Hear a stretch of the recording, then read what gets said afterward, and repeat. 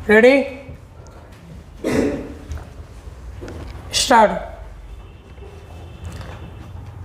स्वतंत्रता सेनानी, सत्याग्रही और प्रसिद्ध गांधीवादी विनोबा भावे का निधन 15 नवंबर 1982 को वर्धा में हुआ था।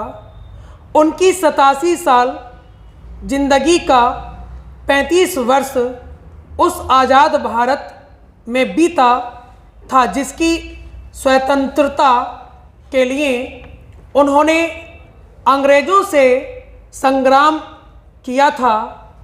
इन 35 वर्षों में कुल 7 आम चुनाव हुए, लेकिन विनोबा भावे ने किसी चुनाव में वोट नहीं डाला, लेकिन कई अवसरों पर राजनीति के प्रचलित स्वरूप की आलोचना जरूर की।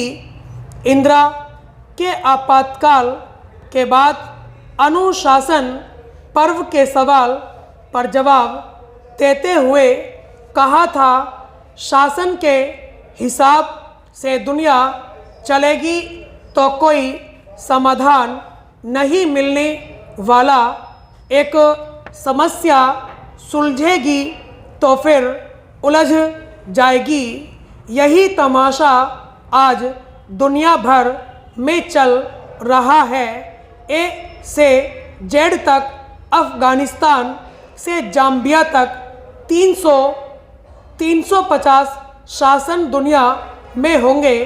फिर उनकी गुटबंदी चलती है। शासन की लीडरशिप में सिर्फ मारकाट चलती है और असंतोष बढ़ता है।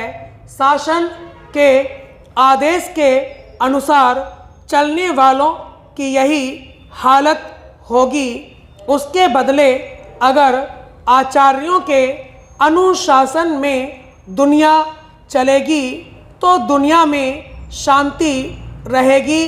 भूदान आंदोलन के प्रणेता विनोबा भावे का आश्रम वर्धा शहर से दूरी पर पवनार गांव स्थित धाम नदी के किनारे है। उन्होंने उसे साल 1934 में बनवाया था। आश्रम में आज भी विनोबा के कई अनुयायी रहते हैं। 2019 के लोकसभा चुनाव के दौरान एक रिपोर्ट में बताया था कि विनोबा के आश्रम में रहने वाले उनके सभी 28 अनुयायी चुनावी प्रक्रिया में हिस्सा नहीं लेते। सभी के पास मतदान पहचान पत्र है, लेकिन वह कभी किसी को वोट नहीं देते। लोकल नेता भी इस बात को जानते हैं, इसलिए कोई आश्रम में वोट मांगने नहीं जाता। कुल मिलाकर बात यह है कि चुनावी राजनीति के मामले में आचार्य विनोबा भावे के अनुयायी आज भी उनके विचारों पर चलने का दावा करते हैं। यह प्रचलित मत है कि विनोबा भावे ने इंदिरा गांधी के आपातकाल का समर्थन किया था, उसे अनुशासन पर्व बताया था। हालांकि यह पूरी सच्चाई नहीं है। दरअसल हुआ यह था कि इंदिरा गांधी के आपातकाल से कुछ माह पहले ही 25 दिसंबर 1974 को विनोबा ने मौन धारण कर लिया था। इंदिरा ने 25 जून 1975 को आपातकाल की घोषणा कर दी। नेताओं